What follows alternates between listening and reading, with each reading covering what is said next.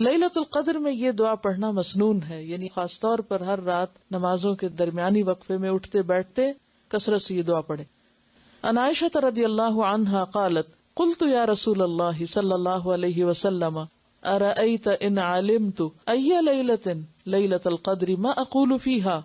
قال قولی اللہم انک عفو تحب العفو فاعف عنی، رواہ الترمذی۔ حضرت عائشہ رضی اللہ عنہا سے روایت ہے،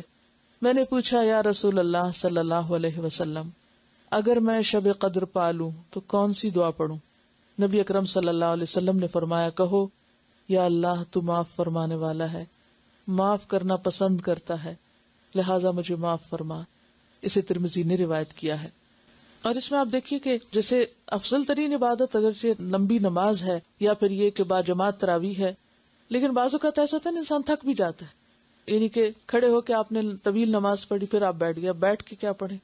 پھر آپ قرآن پڑھنا شروع کر دیں، پھر آپ کھڑے ہو کے نماز پڑھیں، اور جو ناظرہ قرآن ہے وہ نمازوں میں پڑھ لیں،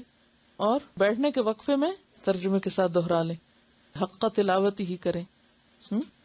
اور اس کے علاوہ پھر دعائیں مانگیں، ہر قسم کی دعائیں، لیکن خاص طور پر یہ دعا اللہم انک عفو تحب العفو فاعف عنی۔